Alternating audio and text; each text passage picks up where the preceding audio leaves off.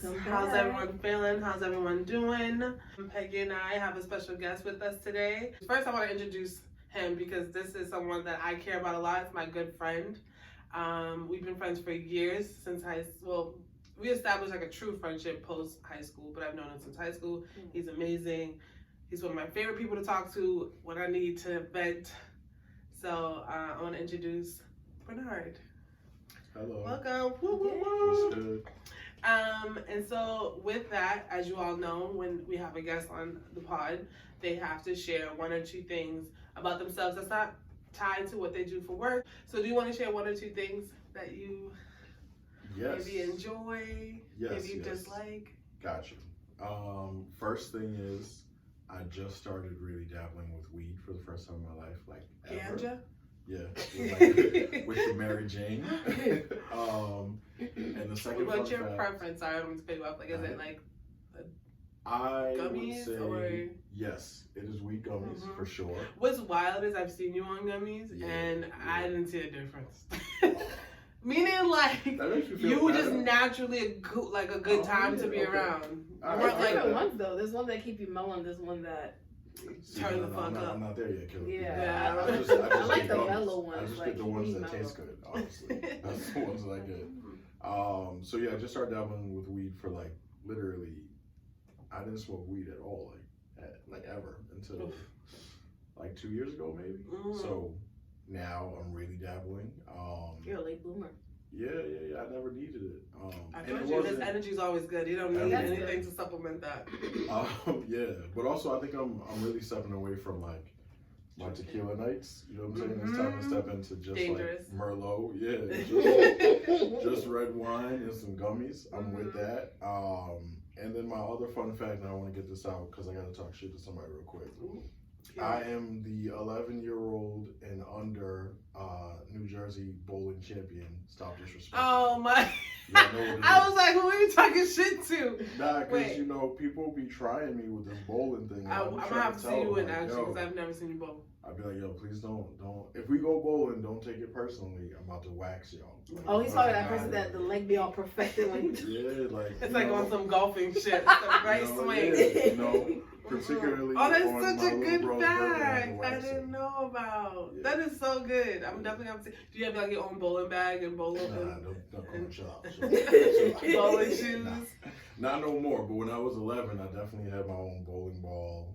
The bag. Shit. I didn't have no shoes because I feel like the shoes are wild expensive for whatever reason. I never do that. But I used to be in a bowling league at Boston Bowl, and we went to New Jersey and waxed them in the championship. Okay, I have to share something because you said they're not expensive. So I want to say my 24th or 25th birthday, I went to King's last minute. My friend Greg, shout out to you. He did not want me to sit in the house and do nothing for my birthday. He's like, let's just go bowling.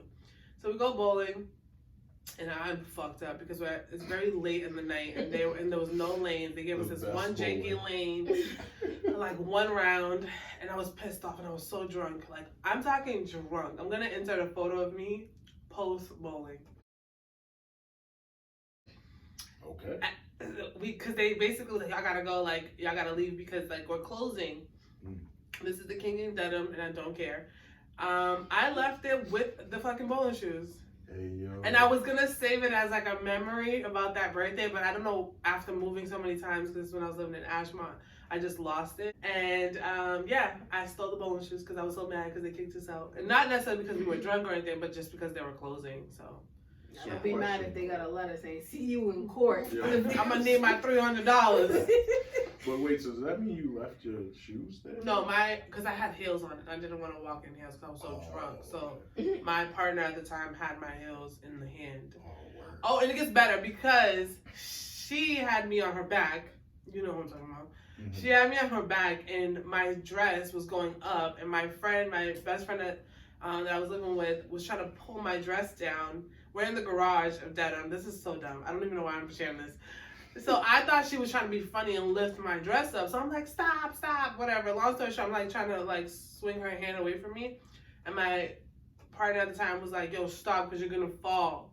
And the last swing to get her off of me, I fucking just fell back.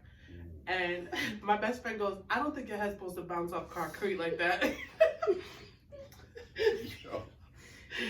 Yo, it was so bad. So that the picture that y'all just saw, that explains why I'm on the floor with bowling shoes on. But yeah, anyways. Who took this picture though? Greg, because he's an asshole. Yeah. Greg was like, she's breathing, there's no blood, I can laugh at you now. So, and he definitely laughed at me. He took a bunch of photos, and yeah. So that's to add to your story, which I'm so excited to know that you actually know how to bowl like you're a champ. Do you have any medals or like trophies? Yo, my mom I got the championship. Yo, I brought the trophy to the crib. My mom got that. Yo, I'm crying. Are you gonna have your son? Absolutely not. He doesn't have the love for bowling that I. And you're not gonna waste your time. Like, this is a serious sport. Not at all. We took him to bowling like a few times, and he's just like, "This is cool," but his school took him to the arcade at Boston. Oh, jeez. You got them in the arcade. It's over. Yeah, it's just arcade now. So. Right. Well, talking about health, I'm pretty sure I have some damage to my brain from falling like that. We obviously are here to talk about men's health, and specifically to us, because you know how we always black men's health, and how some of them don't necessarily go to the hospital and get yearly checkups, and they're more reactive than proactive. I mean, I was once like that. Like, post my mom having to be responsible for me, I was like, I'm fine. But it's like, when things get really bad, that's when you want to go and see the doctor, and like, whatever, and get upset with them because they don't know what's going on with you because they don't have the full history. I know my brother, for instance, recently just started going to the hospital. He hasn't started getting yearly checkups, and he hasn't seen a doctor for 10 years. Never. Never. But it's so funny because he cares for my mom, and so he's on top of like all her appointments, all her medications. Like, it's like broken down to science, like on an Excel sheet. Like, he emails her doctor whenever something goes wrong. And they're always in constant communication. So I'm like, why are you advocating for your mother? Which I'm so happy that you are, but not for yourself. I think all men do it though. Like, our moms, our sisters, our cousins. I don't know. Women's health matters more, and it's more fragile. Because we give life perception or whatever. So yeah, for sure. But also, y'all need to go to the doctor, like for real shit. Like, maybe be like, nah, I'm straight. The bone just sticking out the side of their stomach, and I'm good. Like, just tuck that back in real quick. Just be good. Yeah. So I remember you sharing with me your diagnosis. Well, let me start off by like, how often in your adult life did you go see a doctor? Pre my diagnosis, straight up, I'm gonna say like maybe twice, and it wasn't out of. In the span of like a year, or? Nah, like twice from like when we got out of high school and I stopped having to go to like the nurse and like have doctor checkups to, I forgot what age I was, but the time I got diagnosed, maybe twice in total, and one of them is work related. I got like a shard of metal in my eye, so I had to go to the doctor. And now you know what? The other one was also work related because I got like a door slammed on my pinky. That's your job sending you to the hospital. Facts, yeah. They don't give a shit about us. Nah, yeah. Shout out to MIT for trying to kill me twice. But, you know what I'm saying? But I survived both of those, so it took like a G. But I did have a cast on my pinky and all this other stuff. Yeah. And you still have your sight, so that's good. Yo, whatever. The lady like flipped my eye out, did some crazy shit. It was crazy. Excuse me? So it was like a tiny, you gotta remember, so I worked at the MIT Media Lab, so like the piece of metal that went into my eye wasn't like, like a big stick or whatever. It was like a tiny, like micro piece. So it was on my eye, and the eye doctor literally at MIT Medical knew exactly what to do. I don't know how she did this shit, but you just like put your jaw on some little thing, and then they like literally like, if they like flip your eye real quick, and the shit came out, and I was like. So was it the lid or the eyeball? So she got it to go onto my lid by like watering, and like you close your eye or whatever, and it like, I don't know, God makes it stick to your lid, and then she flipped it and took it out, and I was like, oh. And it's such a small, like fragmented piece, like you would have to have like binoculars to take that out. It was tiny, yeah, but like my eye hurt, and it was red, and I was crying, it was crazy. Like, not crying emotionally, but I was like, I couldn't stop, like my eye wouldn't stop watering. So the 2 times that you did go to the hospital, that was what age? 22. Yeah, at 22, you think tequila fixes all your problems, huh? You're just like, just drink a Yo, shot of tequila, yo. and it'll go away. All the pains will go away. First of all, ma'am, I wasn't even drinking tequila at 22. I'm not You was even acting drinking like I Bacardi. was classy. Mm-hmm. Nah, we were still drinking vodka and drinking, what is it, dragon fruit, Oh whatever, my God, oh, the Bacardi, nonsense. yeah. You know what that is. Yeah, all that nonsense. Mhm. Yeah, still drinking that nasty shit. So, nah. Yeah. But no hospital trips. I don't even know, like, the whole squad didn't want to go to the hospital. Whole squad still don't want to go to the hospital. Yeah, Make fair. that clear right now, but we was not going to the hospital. at That's all. interesting that you said that because he has a group of friends that they're very close since high school. Yeah. What about like 7, 8 of you guys? Yes.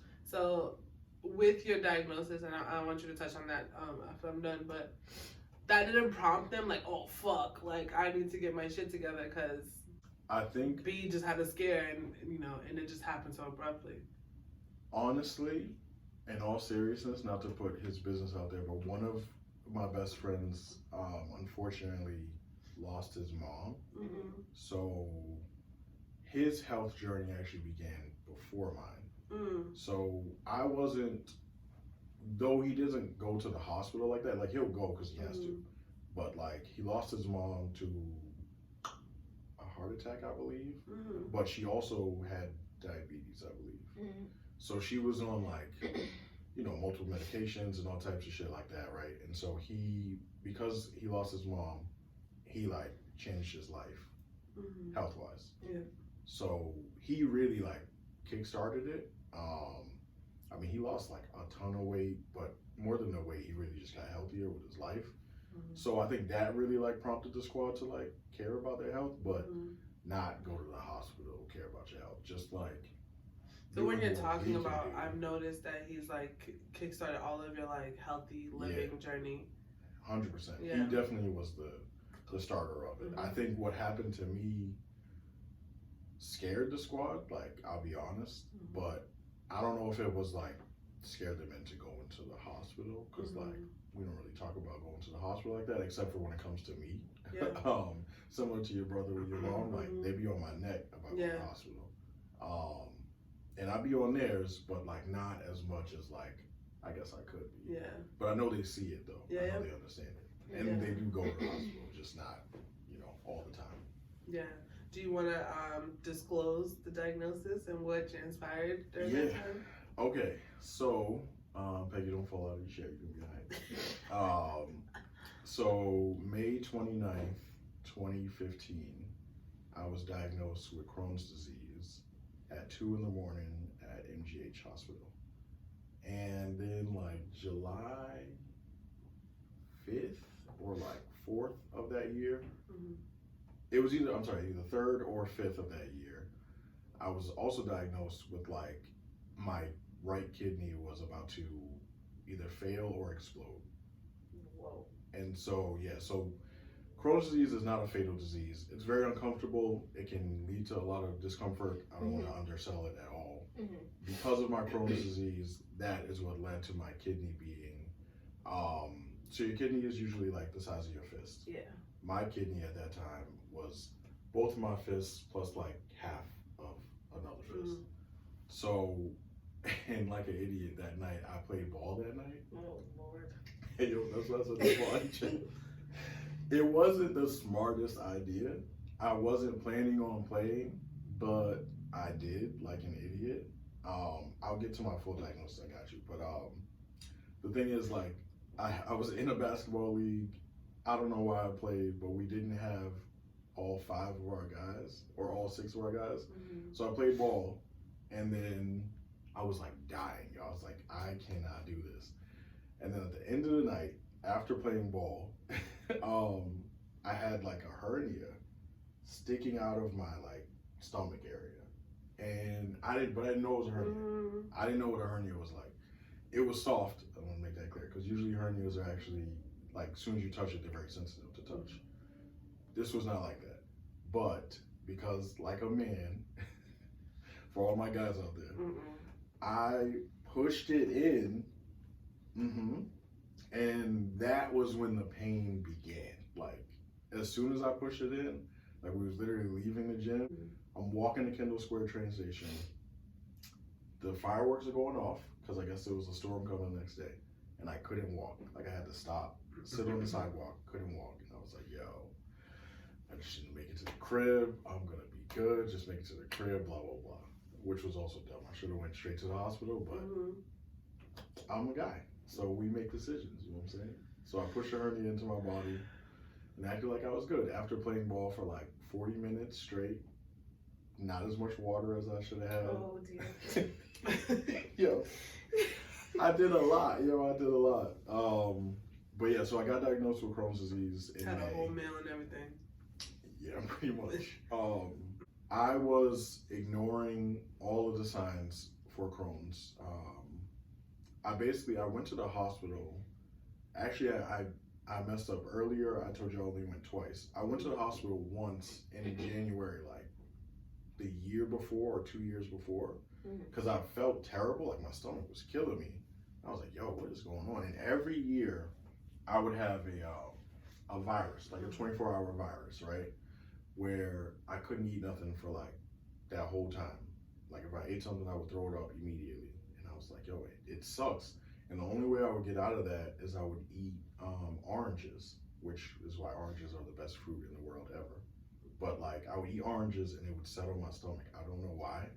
So like, I used to eat a lot. Like I used to eat ridiculous amounts of food. And more skinny. So yeah, when I was tiny. So I would like eat like 7 oranges to like calm my body down. And I would have like the shakes. I would be like shivering and all types of stuff, sweating and all types of stuff. And it would just go away. 24 hours, 48 hours, every year it would happen to me. And I'd be like, "Oh, well, this is just the time." And then nothing. It was almost like a coating, maybe like to mask the I don't know what it was. I know now it was Crohn's disease trying to tell me, "Hey, yo, go get this looked at." But literally, like I went to the hospital at the beginning, and what I want to add before I leave y'all at any point today, be on top of your medical team.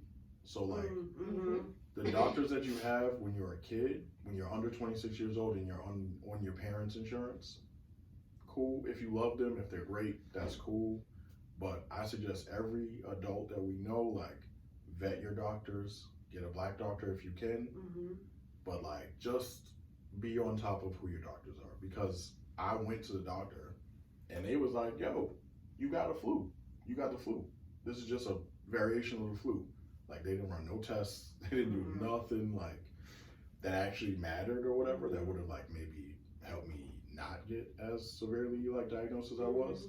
But so I went to the hospital those 2 years before, and to my face, like at was it Kenmore Medical Center, like right across the street from the Sweet Green down there. I don't know what that, Harvard Pilgrim Kenmore. And I was on that insurance when I was under my sperm donor for like ever. But they looked at me and they was like, "Oh yeah, it's a gem." But the lady looked at me. I'll let him finish his story. I got you. But I went to that hospital, and first of all, they had pulled me off of their insurance, so I didn't have insurance. So, but I was already there. So I guess there's like a Massachusetts thing. They can't deny you access. They have to still treat you. They'll send you the bill later, but they can't deny you access. Right. Yeah.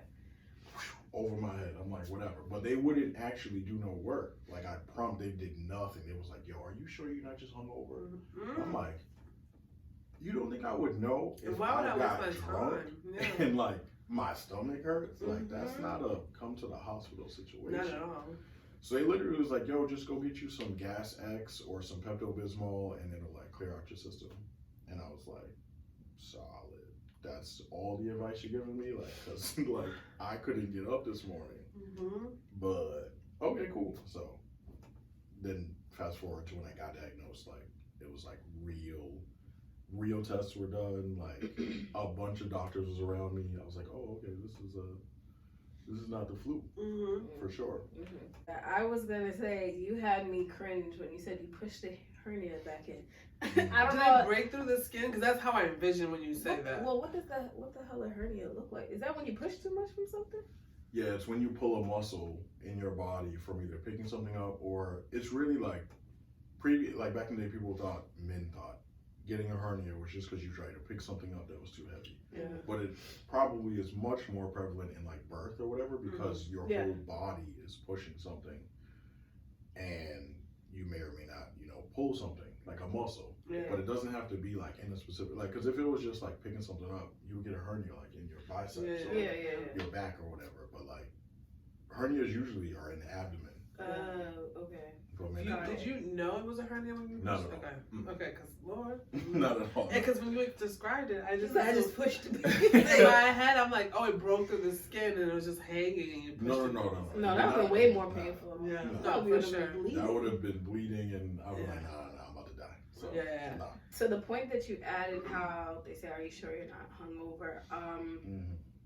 I've heard of plenty of stories. It's almost similar to when I didn't get to watch the documentary, but there is it's on Hulu. I don't know if it's still on there, where a few men talk about like them losing their partner from after giving childbirth, and the woman would say, "I don't feel good. I can't breathe correctly. I'm not feeling right." And oh, it's okay. It's just fine. They'll send them back home. But something similar happened to Serena Williams. She said she was not feeling well. She went to the emergency room. They kept trying to brush it off. Come to find out, there was a blood clot making its way to her lungs. She could have died literally weeks after giving birth. And the fact that we get ignored, because the assumption, and it's sad that the assumption is, and they used it during slavery, that we can tolerate more pain. So if we're asking for pain medicine, we're asking for help, we're lying. We just want to get high off the drug. And I'm like, listen. But when you said that, it totally like rung something in my head, because my dissertation I had to do for history, I focused it literally on medical health and African Americans' distrust with the health field, and it literally started with slavery. Like the way they would mistreat people, test out certain things to say, oh, they can actually survive being in extraneous heat, when it's like no human being can stay out in the sun for that many hours. The testing of literally giving birth today, and by the next day you are expected to be out in the field. I'm like, that woman hasn't even healed. That's crazy. And it makes you wonder, while still in the U.S., they think 6 weeks is enough for you to go back to work after just pushing out a baby. Like, your baby's neck ain't even solid yet, and you want me to go back to work? Absolutely not. So that I kind of see why, till this day, more so with black men, they're like, no, I'm good, I don't want to go. Like, I've seen my mother complain with my dad, like, it's that time for you to, get your colon checked, get your prostate checked. Like, you do it every couple of years. And I know a lot of men hate it because they feel like, oh, it's uncomfortable. I'm like, you gotta remember, women get prodded. I feel like we're science projects constantly when we go there. They're touching you. They feel, oh no, this is normal. Da, da, da. I literally will probably take up an extra hour of my doctor's time, which I don't care because they're gonna bill my insurance anyways. Asking her a question, is this supposed to feel this way? Why do you do that? Why is your finger in there? Can you tell me why you're doing that? And she got to explain it to me, because it's like, you have to ask these questions, because if you just lay there and you let them touch you, I feel like a guinea pig. Like, they're just touching you, they're doing this, and I literally ask them, what do you see in there when you're looking down there? I want to know. Like, what does it look like? Is it supposed to be like this? So it's like, I know for men, probably the sense of masculinity, like what you're supposed to feel like as a man, but I'm like, I'd rather live as much as I can in the best way possible than to die from a disease that could have been prevented if it was caught early. You know what I mean? And I mean, I guess social pressures are different for men and women. Like, from childhood with us, they're always pushing us to go to the doctors. Like, with women, I seen a joke where they said, like, the moment we feel a little bit of pain, oh, I'm going to the doctor to see what's up. But with men, they could be bleeding out, bones sticking through the skin. They're like, nah, I'm good. Like, just patch that up, throw a little bit of rubbing alcohol on it. No. Like, you literally need to You said that, it just prompted me. So my ex, he had like a cavity forming, right? And didn't think nothing of it, just kept taking pills, kept taking like pills. And his tolerance for pain is pretty high, because he fell doing construction and his back should have been done. Like, he should have been paralyzed, but he wasn't from the height that he fell. So as he's like ignoring it and like waiting for it to get to the point of being unbearable, as opposed to just, like, hey, I noticed something, let me go check it out. He finally went because he couldn't stand the pain. Like, he was turning like white. When he finally got there, the cavity was so bad that it corroded some of the jawline. Oh shit. So like the teeth was kind of like not sitting on anything but gums. Ooh. And I was like, the level of like, because it's like, the doctor was like, there's no way you were suffering through this. Like, it burned through your bone. Like, what the fuck? What type of cavity was that? Jesus. Like, you couldn't see it from the top. Like, you couldn't see the cavity from the top because I think it was like in between the teeth, and he had like really tight teeth. He had great teeth. I don't know why he decided to just ignore it. Like, men are reactive. Like, they will suffer through anything to avoid being in a vulnerable space, because now you're asking someone to care for them in a way that they're not familiar with, I'm assuming. Although I think men are very more, like, much more cared for by their mothers, if, you know, if they have the privilege of having a mother to care for them, than the daughters. Like, my mom would like, just get through it. Like, just figure it out. Just figure it out. You'll be alright. I remember no ice pack on it. Yes, yeah. I remember one time, like, my mom always told me, like, you're never supposed to iron clothes, like, when you're on your period, right? And so, yeah, it's a thing. I don't know. Long story short, I was like, I'm on my period. She took the ironing board, and I'm like, it's so hot. And I was like, I'm on my period. And she took the ironing board and took the iron outside and gave me an extension cord. I was like, all right, iron all those clothes. Like, my mom didn't give that level of care when it came to, like, how I was feeling, but and my mom said, I'm just like saying stuff so I can get out of chores or I can get out of stuff. But my brothers, my mother actively, like, my brother didn't know, and this is a pause moment, didn't know how to swallow pills, pause. And my mom was getting frustrated with him because, like, he's too old to have liquid form medication, right? Because, like, I don't know. And I'm just putting my brother out there, sorry. And so my mom bought him mini M&Ms to practice how to swallow pills. Like, she was actively... No, because she was like, all right, you put it on the back of your tongue, like, blah, blah. And he was drinking, like, cups and cups of water. And that one mini M&M was just sitting at the top of his tongue. My mom was like, what the fuck? But yeah, like, my mom can't, like, when I didn't know how to, like, take pills, my mother didn't give a fuck. She was like, slap the back of my throat and, like, figure it out. Like, you know what I mean? But I think going to someone who you don't know, you're not familiar with, because of course, like, you're gonna essentially build a relationship with your practitioner or your primary care, but that initial introduction is just so awkward. And so I think that's what deters a lot of men from just going and being vulnerable, like, hey, I'm having this pain. Like, men don't like, the idea is men don't experience pain that they can't tolerate. It's just a lot of masculinity, hyper masculinity that goes on and that's being pushed on by men that is the reason why I believe men don't go to the hospital. Like, men don't go until it's, like, excruciating. It's like there's nothing they can do. There's no home remedies. There's no, like, ignoring it at this point. Like, I need to go. And so, and I want to touch on the fact that you said Black doctors if you can, or Black care if you can, because I feel like they have a little more care when you're expressing whatever you're going through, as opposed to a white doctor or an Indian doctor. Yes. And I'll just share one thing before I let you touch on that and, like, what your process was. But I was experiencing things and noticing things that I attributed to, like, my culture, and slowly realized after speaking with my sister that it was actually something, but I need to be diagnosed. And so I went to my doctor and I expressed, like, hey, I'm dealing with this, I'm dealing with that, I'm dealing with this. And everything that I brought up, she's like, you just need to lose weight. You just need to lose weight. Yes. And I was like, and she was an Indian doctor, and I know they're just as close to than anything else, right? They don't identify, like, with Black people. No. And so, and I was just like, and I just started saying random shit, like, my hair stopped growing. You just need to lose weight. Like, and I was like, wait, sorry. Like, yo, my hair's falling. Because I'm like, is she listening? Because now I'm just saying, I'm throwing bullshit out there to see if it sticks. Because I'm like, yo, everything that I am experiencing, you're chalking it up to weight, but you're not realizing people's, especially women, right? Like, we retain weight because our body's going through something. So, like, if we're not eating properly or we're not eating often, we retain weight because our body's trying to prepare for a pregnancy, trying to prepare for all these things, right? Every single month. So my body's like, we gotta store food because she's only eating 2 times a day. But I later found out that I had PCOS and whatever, but I had to change my doctor. And it was a white male doctor, which I thought was wild, because he was very, like, I said all the things I was experiencing. He's like, oh, you definitely have PCOS. Like, that's 100% what's going on. And it wasn't a matter of, like, oh, you're not, because one of them was weight. I was like, oh, I'm, like, retaining weight in certain areas, like, and I'm not eating bad. I'm big on veggies. I try to get Peggy to eat veggies all the time. Like, Becky don't eat I just started liking string beans, y'all. I'm 37. I'm a full-blown adult. Yo, I got her to eat cucumbers like the other day. Like now she eats cucumbers like it's her lifeline. It feels refreshing. I think my inside be like, what the fuck was What that? is That is that? refreshing. Finally. No, someone You got a another, break from that steak. yo, another woman posted that where I forgot what condition she finally got diagnosed, but her previous doctor kept saying you need to lose weight. She lost the weight. Yeah. She lost over 100 pounds Oh my god. and still was dealing with the same issue. Mm-hmm.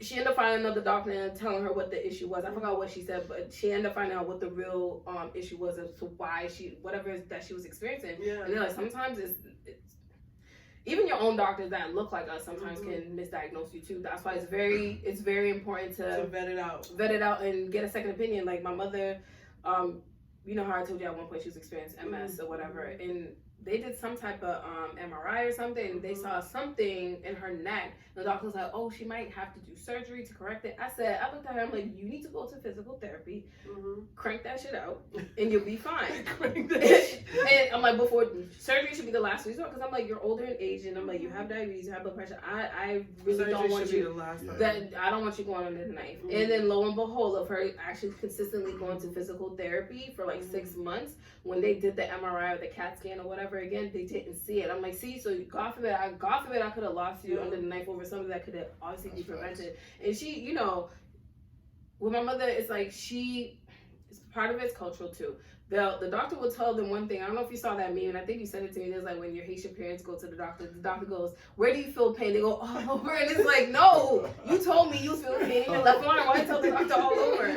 So with her, like, I'll never forget when she went to go do a procedure. Procedures is one day you go home. She's going on talking, oh, I have surgery. And like, you know, surgery means you're going to be there for probably a day or two before. And I go to the doctor. I'm like, so is this a search? She's like, no, it's just a procedure. Just do a laser and remove everything. And I was like, oh.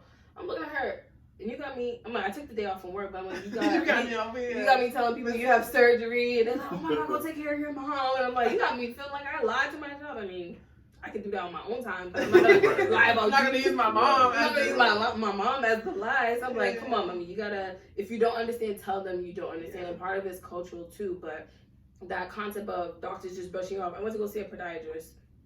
She is Indian, and the way she was talking to me, I'm looking at her, I'm like, you're just dismissing me. I'm asking you what the options do I have in regards to this bunion, and I was it's a casual.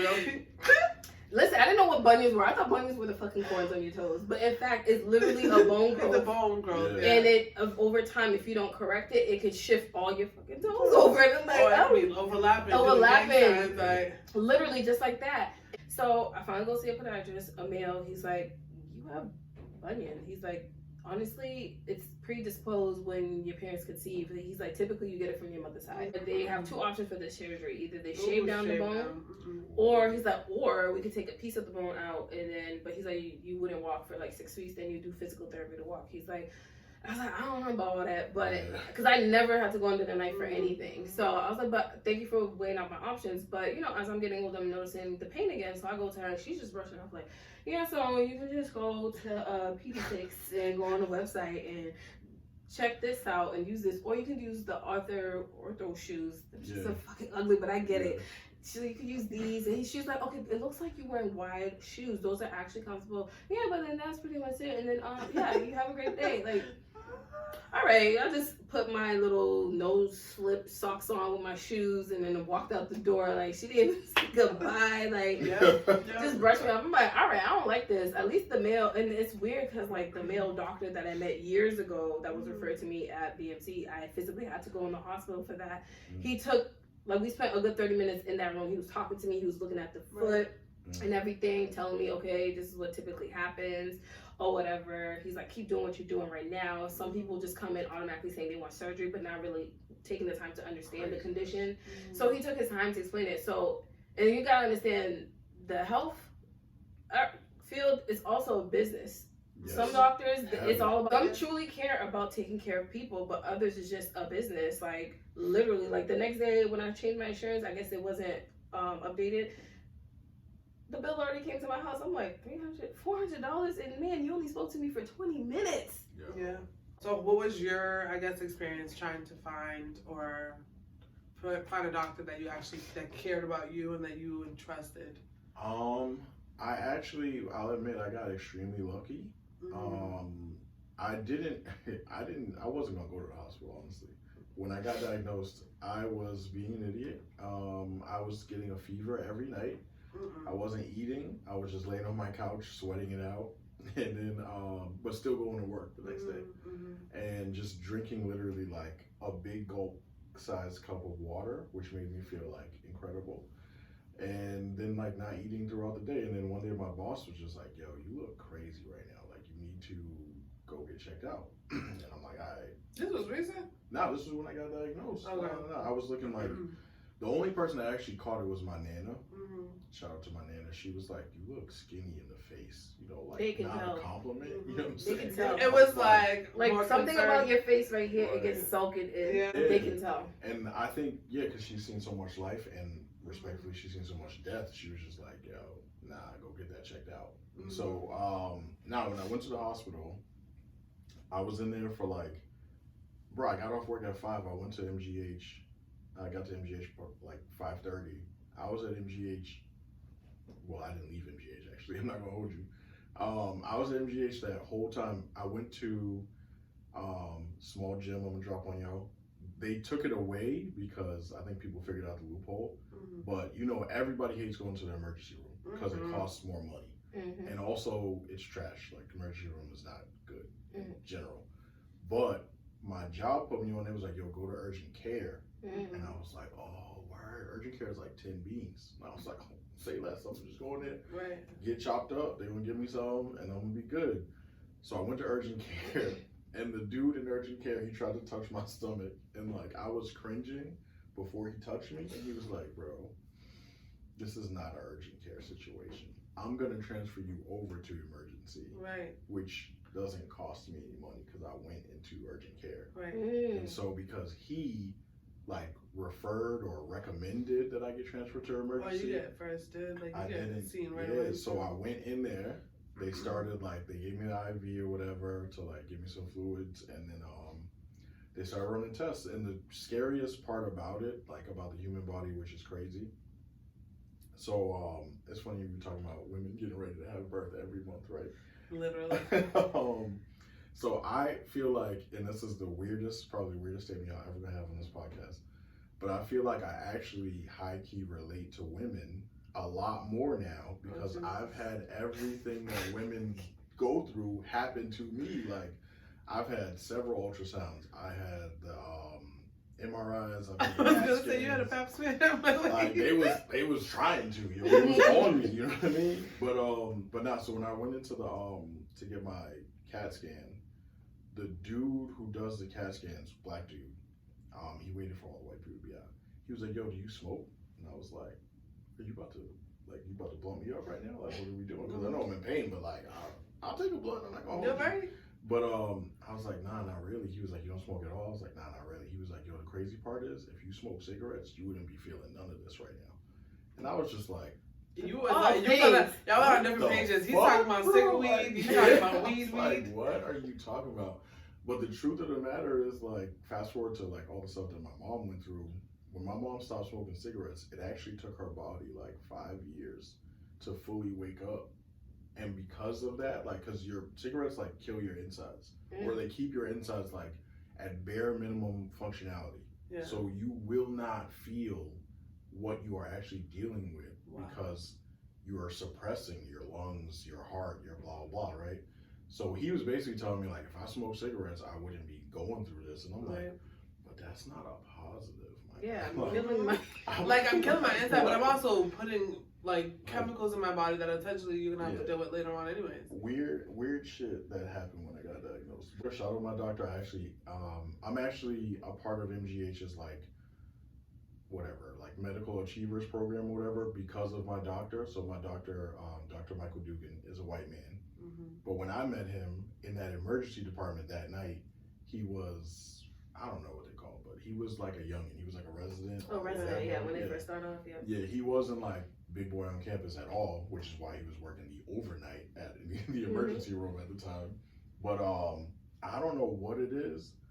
We synced up, and he just like kept it a buck with me the whole time. Like every test we did, he was like, "This is a test to find out this. because they did test me for like colon cancer. They tested me for mad cancers, yo, like all the cancers, honestly. But then at the end of the night, literally like at 2 a.m, he came into my little like thingy and was like, "Yo, I know what you got." And I was like, "Okay," like, and then he explained that I have Crohn's disease, and I was like, "I don't know what the fuck Crohn's disease is, but like, am I gonna die?" And he was like, "Nah, it's not fatal." And he like broke down and explained to me what can happen over the course of like the next few weeks or whatever, and that basically I was gonna have to stay in the hospital until they like, got my shit down or whatever. Yeah. And to this day, Dr. Dugan is my doctor. Shout out to you. Shout out to him. He runs the GI department now. So like as my career has gone up, his career has gone up. That's dope. So like literally like when I tell you like Dr. Dugan is my man 50 grand, like he put me on. First of all, he knows I don't play with pills. So as you're talking about your brother, like I don't take pills. I will take a pill if I mandatorily need to take pills. Yeah. But I was not a pill taker. Like I don't really believe in it. I'm a little like nervous about it. I'll just drink some orange juice and keep it moving. You know what I'm saying? But like he did the work to go outside of traditional medicine and be like, okay, we can do this. You can also do this. You can also do that. And that I think mattered the most to me because I'm like, yo, bro, you know how I feel about pills. Like it's not like I'm not gonna take it, but like if we can avoid it, we're gonna avoid it. But yeah, he's been my guy. He put me on to my son's pediatrician is black. You know what I'm saying? Like he put me on to that. He's put me on to a lot of things. I mean, his best friend, his doctor best friend, did my surgery this past year. And it was weird because, I got the squad. The squad is a squad, right? But what if the squad was all doctors and just fuck with each other? Yeah. And that's what I became a part of. Like, literally, I went in for my surgery, and this nigga showed up.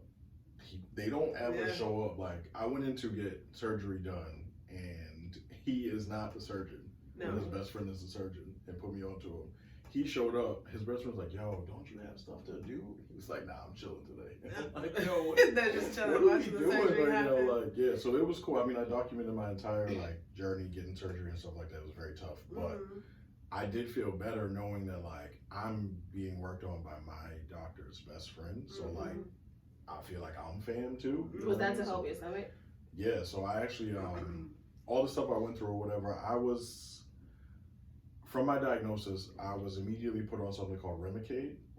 Remicade is actually probably one of the leading Crohn's disease medications. It actually is extremely helpful, but it is dangerous for black men, unfortunately. Yeah, so Remicade, the side effects of Remicade are like little shit or whatever, but then one of the big ones is you can get skin cancer. Yeah, only black men though. Like, so that means they probably don't really be fully doing the studies on us. But the thing is, we don't sign up for studies because we already know about Tuskegee. Y'all don't know about Tuskegee. Y'all gotta Google search that. But there's a lot of things when you think about it, it's so fucking sad. It's racist. Like, racist reasons behind it. Like, it's sad that it's like everything you realize, like, things that are so traumatic for black people, what we kiki about is like, damn. That's terrible. That's actually traumatic for our ancestors, but we kiki about it now. But you like, what would be like the end goal then? Because if we're skeptical of being guinea pigs to testing out medication and all this other stuff and new medicine, but also when we experience these health issues, what's the compromise? I guess like I know we have a bad history with it, but we also need to advance medicine so that we can benefit when we need to, but we're not there yet. Let's start going to them old school home remedies. Listen, to a certain extent, it may not always work, but I'm in agreement with that because you'd be surprised at how many doctors, real doctors, like that's why I said vet out your doctors, they don't hate on everything not Western medicine. Right. Like I said before, Dr. Dugan, like I started swimming, I started like doing all types of different shit that actually promotes better body health, which actually like I went as far as I could. Acupuncture still scares the shit out of me. Ooh, but did you try that? Did you try it? I did. But I had to like, it felt honestly weird. Like it didn't feel like it was relieving of anything. Yeah. But it did. But I think that's because I was so scared. I was so tense. And like, the truth of the matter is, at least here in Boston, Massachusetts, there are no black acupuncturists like that out there. Like, and if they are, they're booked up through fucking January 2025. Because all the black people that know them are like, nah, I'm only going to you. So like, you know, I was like in a weird space. It was white. It was, you know, it was needles. I was like, you know, are we good? And then at the end of it, I was like, I mean, maybe I'll try it again, but like in a better environment or whatever. But like, it's hard. acupuncture close to like cupping? No, I did cupping recently a few times. So I do have a black massage therapist. Shout out to Deb. And so she does cupping right there in Rosendale Village. Cupping was a lot harder than I think people think it is. Like, it is. It's sucking up your skin. Yeah, you're like literally like, I don't know, like just imagine like pressure on your skin and like, because you don't just put the cup on. You literally gotta like, and then catch your skin, and then it's stuck there for a little bit. And don't get me wrong, like when it's released, I mean, I'm a very spiritual person, so like I did cupping to release like toxins, but also just like get some energy off me, get some energy out of me. So I was able to appreciate it, but I totally understand people that are like, nah, that shit was wild. You know what I mean? Because you're gonna have the scar for like a week. Honestly, it doesn't go away, and it is like very intense. I encourage. I don't know if there's like just a cupping place or whatever, but like I said, I have humble flex. I have a massage therapist, so it's like a massage before you do the cupping. Then the cupping happens, and then a massage afterwards. So like it's not like I'm not in pain when I leave, but it definitely is like it's weird. Like it's a weird feeling. Like a little bit more intense than the acupuncture, because acupuncture, the needles are like very tiny. I had my students watch a documentary years ago. This is way before COVID, and it was showing like, I guess, damn, what was it? I don't remember the title, but it was on Amazon Prime, and it was something to the effect about like money, but they were showing in regards to a lot of Army vets that are addicted to pain medicine because they experienced a lot of whatever they saw back there.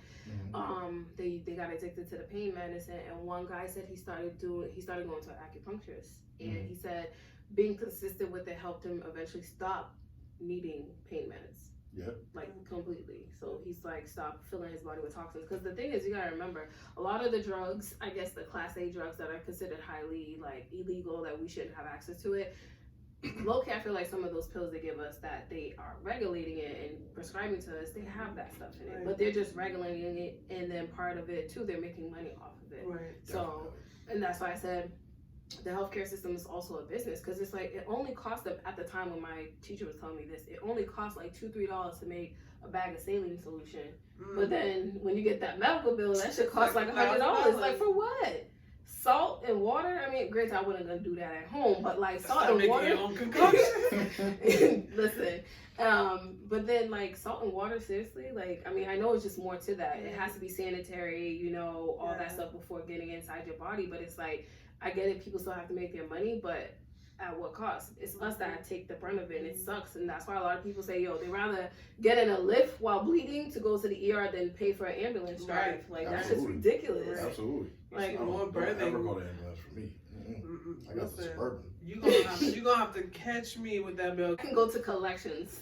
I don't charge it to the game, because I don't like, it's crazy, like the stuff we gotta pay for. I'm like, bro, and I think I sent you something earlier. It says like, people are complaining about the cost of living. Have you seen the cost of funerals? Bro, like it's just expensive to even die. Like, why? Just let me rot somewhere, please. Someone said bury me loose, like just put me in the dirt. I don't care. Like, throw me in a bag, put me in the dirt. I don't care, because it's like ridiculous. I don't even want the bag though. I'm not gonna hold you. Let's be sustainable over here. Right. And you mean that feels like you bodied me. right. You killed me? Like, no, just throw me in the dirt. Leave me loose. Throw me loose. But you know, at one point people used to joke like, "Oh, just cremate me." Even cremating is costs so money. expensive. No. Are you So, serious? yeah, it's like it costs a couple hundred. No, a couple thousand. Depends. It depends like 6 on to the way 8. you doing it and all that. Nigga, throw me on the grill. What the fuck? Like, it's gonna cost that much? Grill me. Put me on a spigot like a pig. Get a permit so they're not saying you're disposing of the body in the wrong way. Get a permit for that. Throw me on the grill. Call it a day. A couple thousand just to burn someone? Put an apple in my mouth and spin me around. Yo, I didn't know that. I thought it was like a couple hundred. No, it's a couple thousand. Historically, or just more recently, every state has their own like government. Yeah. Wow. Jesus, I did not know Bury that. me in Milwaukee, you know what I'm saying? Like, Listen, where it's like throw me $25. in the water. It's What if- $25? I mean, Milwaukee's pretty poor. I'm not gonna hold you, so I don't. Right, think it's any gonna be dollar that amount cheap. is cool with them. Just You not can in start Boston, negotiating with them Massachusetts. motherfuckers. Not in Boston, yo, hey, yo, my man's gone, so Yeah, like, what you trying to pay for that? How much does it cost? You know, when you was talking about your medicine, I'm thinking to myself, I'm pretty sure I've seen that commercial and there's a white person dancing and it's like, may lead to death, fam. bleeding. Fam. I cringe at every commercial about IBS because they don't often just say Crohn's. There's like No. Yeah, I see commercials for IBS. I cringe at all of them because I'm like, yo, first of all, I've been on a lot. I've been on Humira. Humira is I garbage. see that a lot. Humira used to be, I guess Humira used to be like the young cool drug.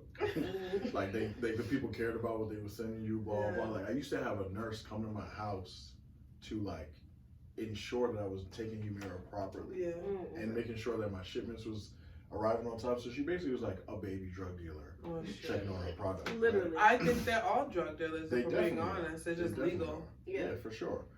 So, fun fact, I did get diagnosed with skin cancer 2 years ago. So I do have like some like mild forms of skin cancer that I've had cut out and like I monitor and stuff like that from the Remicade. I was that I gonna had. say, Jesus fuck. So like, but Remicade, like, because bodies are incredible. So like my body started to build antibodies to Remicade. So I had to change medications. So as I switched medications to another, like medication for Crohn's, there's just differences in how life works. Basically, like Remicade is a go into MGH healing center, which is there. You're there with cancer patients and stuff like that, and people and these beautiful, wonderful nurses treat you like a 5-year-old, and they give you this injection, and you're there for like 5 hours, and you take like 2 full bags of the medication or whatever, and you do that every 8 weeks. And that's kind of like what my medication process was like at the beginning of my diagnosis. Then when I switched out of Remicade, I got onto a new cool drug, and it was like, okay, you're gonna do the same thing, go to a healing center, but it is going to be, no, I apologize. I went to Humira. Humira was trash. I did not rock with it at all. And I was like, put me back at the healing center, because Humira, you have to like stab yourself, which I was never an advocate for. I was like, nah, that sounds I crazy. don't have it in me. Like, I'm like, bro, I've been in fights. I've been cut. I've been around people with guns. I've done stupid stuff, but I'm like, I'm not finna stab myself with a pink pin. It's not gonna happen. You know what I'm saying? It's just not gonna happen, man. And it actually, because I was like working on my body, it was actually hurting me a lot, because I would do like leg days or whatever. But like your thighs are muscle, and they would be like, yeah, just the ironic part about the executive said, you got to read what they're saying. They'd be like, yeah, just stab your fat. But it's like, your thighs aren't fat. It's not really fat, it's all Like, muscle. yeah, like even the most overweight person, yeah, they have some fat in their thighs for sure, but like that's where a majority of their muscle is. So it's like you should not be penetrating muscle ever. Right. So I'm like, y'all are setting me up for an L here. Like, it was hurting a lot, and I was like, yo, this is crazy. So I went back to getting a treatment inside of the healing center. That was fantastic. Did that for another like 2 years, but my body built antibodies to that. So that's what made me have to transition to the drug that I'm on now. But all of those commercials and shit like that, I'm like, the interesting thing is exactly what you guys talk about. It is a business. Like Humira used to have those commercials because Humira was a new cool drug. Then it finally got accepted by the actual medical community. So all them drugs with them crazy ass names you always see on TV, them shits is not accepted yet. That's why they're selling them. Because the medicine that I'm on, it don't got I didn't no know. commercial. How y'all make up with this name? Literally last night, there's a name called medication called something lifted. There's like lift up the light. I'm like, who created this line for y'all? Shits is like, I did not know. they're So just FDA selling hasn't it. approved them? No, it is FDA approved, but you know, it's a business. Like you were saying, like these doctors, they're not gonna prescribe you this medicine. until they get some bread on the Right. side, first of all. Of course. But also until, like you're saying, until we do the research, until we have enough proof on what it does to people's bodies. Right. And that's why I love Dr. Dugan, because he'd be like, nah, we're not rocking with none of them bullshits. No, this is Right. the actual medicine that we rocking with, because we know about this. All the other shit, don't even pay attention to that shit. And I'm like, yo, it is what it is. And like, the unfortunate part about it is like, I was in the hospital in total, I've been in the hospital 188 days in total, right? Like as if it was my crib. Yeah. But the Crohn's disease patients are in the cancer wards. So like I've been there, I've lost roommates, I've seen what cancer looks like inside of the hospital. And so when you see that side of it, like all those commercials and shit, it just like boggles my mind, because I'm like, yo, y'all are talking about people dancing, going to fucking karaoke nights and shit like that. And I'm like, nah. People in the hospital fighting for their lives. Like, one of my roommates, Jack, was literally like an old white Italian dude. Shout out to his wife. She used to bring like the craziest amounts of pasta to the hospital. I know them shits were bomb. Fire, absolutely. Honestly, it was the bread that was really like, you know what I'm saying? Like, cause she didn't like, she made her own. She made bread. Oh, I like, miss that. God. Yo, Jack, I love your wife. But like, Jack was my man, but Jack was like 75. You know what I'm saying? And he had like cancer in 2 places. And so Jack went in that hospital knowing what it is. Yeah. His wife wasn't accepting of it. You know what I'm saying? So like, when his wife would leave, Jack was trying to get into mischief. Like, me and Jack, we raced wheelchairs down the main hallway at MGH at like 11:30. You know what I'm saying? Like, you get cool with security, you get cool with nurses. My actual favorite nurse ever was a male nurse, ironically, because he introduced me to the healing center. It's the healing center up there. But it's basically, you go there. It's for cancer patients. It's in the cancer ward. You go there to kind of make peace with what's about to happen. So I went up there. That's when I learned how to meditate. That's why I tell people, like, when I got introduced to this place, it's where I learned how to meditate. Now, I know where it is in the building at MGH, so like every time I drive by it, like I look at it, like I know exactly where it is and stuff like that. But like, them drugs and shit like that they be like promoting, it's kind of crazy, because I'm like, yo, when you be in the actual hospital, none of that shit matters. Like, only thing that matters is the drugs that they know. That saline flush for your IV, and you know, like, love and like your mental and emotional like health, because shit is real. People be really like, not to get too graphic, but people really be like, forget coughing up blood, people be like throwing up blood, like, because their body is breaking down on the inside, and it's like, you're about to talk to the Lord, you know what I'm saying? So why do you think it's important for Black people, especially Black men, to get themselves checked and ask questions and advocate for themselves when it comes to their health? I have a lot of opinions on this, because I see Black men dying at 40 and 50, and not surprisingly in their 60s. But like, because we don't make it to 60. Like, I just turned 35, right? I'm not a 5%er. I'm not any specific religion. I don't like gravitate to every part of it, but I take bits and pieces from every part of it, right? So in the 5%ers religion, like, there's a small part of it where like, when you turn 35, it's such a like lifetime accomplishment, because Black men were dying at 18 and 21. So to make it to 35, you're supposed to be like, according to them, you're supposed to be like, this is like old 5% shit, like 94 and before, but like, you're supposed to be like preparing for retirement, and like making sure your kid is good to like live without you and shit like just that. triggered the shit out of And I'm like, yo, it's crazy that, like, don't get me wrong, like my barbershop, my barber, like his RIP to his dad, like, they really believe this shit like heavy. So making it to 35 and beyond is like bonus life something to celebrate. to some of these Black men, right? And now, there's not saying every Black man is a 5% or something like that, but to be honest, we all have that stigma. Like, if I made it past 18, I'm good. If I made it past 21, I'm good. To make it to 30 is a big ass accomplishment. And I'll be honest, like, I know, in real shit, I know a lot more 40-year-old Black men now because of my involvement in my community and what I do. But you don't Honestly, Yeah. you don't know, except for like your pops. You Mm-hmm. know what I'm saying? Maybe your pops or your uncle, but you don't know a lot of black men in the 40s and 50s because we really be getting up out of here. Mm-hmm. And I was just like, yo, this all happened to me before I had my son. So I'm not gonna hold you. Like, I was depressed. I had to deal with that. I changed my whole life when I went into the hospital. Like, my entire life changed. I changed how I viewed life. I tried to come out and be a totally different human being. And I feel like I am. But I'll be honest. Yeah, but I'll be honest, like, I didn't know, like, just how close I was to being up out of here. You know what I mean? Like, I was in Las Vegas with the squad with a tube coming out of my body. And the tube was supposed to be only for like 8 weeks, but that's just not how the body works. So I had that shit for like 23 weeks. So that's why. You skipped out on the appointments?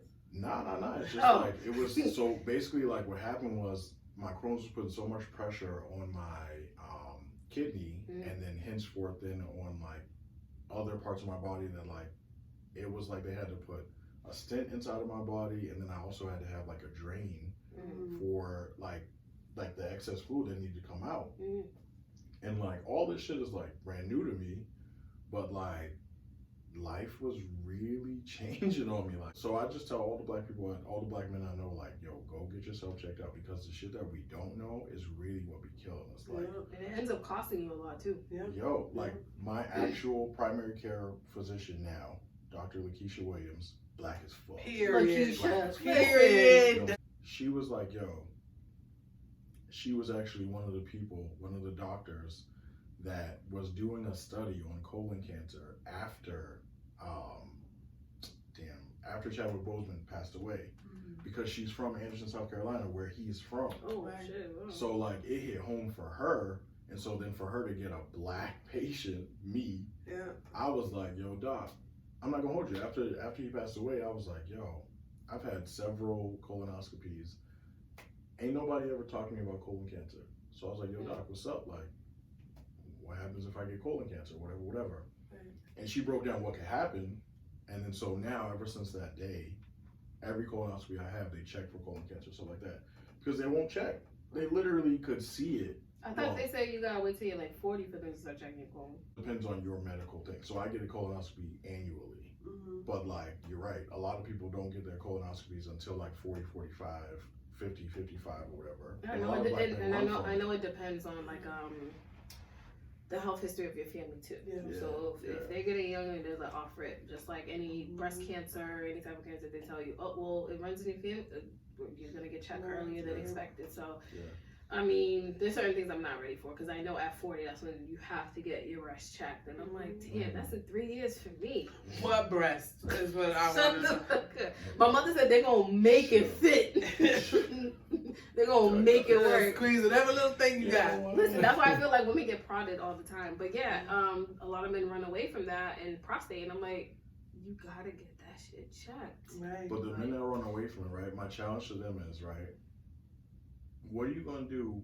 Literally, what are you gonna tell your kid? Because, like, you know, we all hustling to get, you know, LeBron type of wealth, but there's only one LeBron.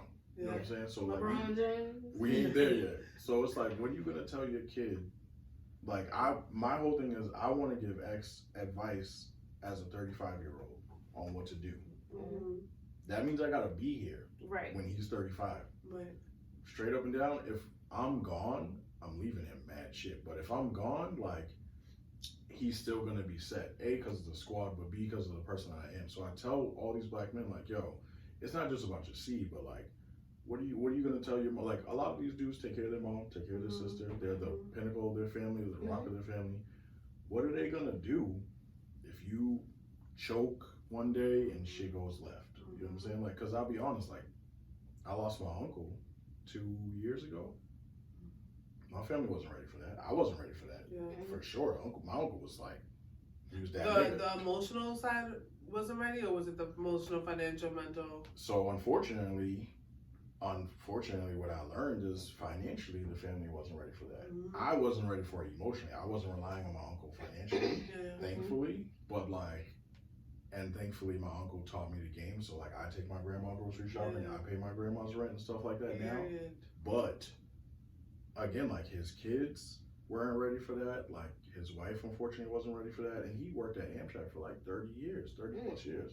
So he got a nice package, I guess that's what they call it or whatever. But I don't care. Like, be here. Yeah. He didn't have like totally different situation. Like, I'm not hating on him at all, but like we have an opportunity to be aware of what we have or what's happening. So we have an opportunity to be here. Period. Like, I don't care what you're doing. I don't care how you're feeling about it. Because if you go suddenly and now you got to watch from the sidelines, like your mom struggle, your girl struggle, your sister struggle. Yeah, right. You're going to be the only pissed off angel in the world. You know what I'm saying? You're going to be walking around mad as shit. Like, yo, why didn't I just put this bread away? Damn it, I didn't say nothing. Didn't do nothing, bro. Just got sneakers. That's why life insurance is important. Not term, but whole life insurance is important. Because you don't want to, because like we just said earlier, dying is expensive. Man. And that's the cost. And if you have debt that you're leaving behind, your family has to be stuck with that debt. And that's how also it helps with generational wealth. And that's another thing that us Black people don't leave behind for. A lot of us don't leave behind for our kids. Like, they're creating GoFundMe to help bury you. That's It's crazy. I told my listen, don't ever. That's Don't crazy. fucking ever. And don't put no angel wings on my pictures either. On a t-shirt. I Don't do that. Fund me. If you see a GoFundMe after I get up out of here, it's a scam. Yo, yeah, don't give them it's a the scam. credit. Ain't That's nobody a in my scam, family doing a man. GoFundMe They because know I what it have is. life insurance for sure. And I make sure of that because I'm like, a part of it is being educated. Of course, a lot of people are not aware. And so I'm like, the amount of money you're asking people, that's the money you could already had stacked to the side already. That will be given to your family when you pass away. So. But anyways, I want to conclude this by saying thank you. Appreciate You were you. amazing. I'm Yes. so damn proud of you, dude. Mhm. Like, you're my dog for real, for real. Like, Yes. I mess with you hard. And so, thank you again. All I'm gonna say is take your ass to the doctor. Yeah. Stop wasting time. Go. Yeah. But also vet out your doctors. Don't Yes. just sit with the first one that comes to you. Because sometimes it might not be the right fit. But anyways, thank you so much. See you guys next time.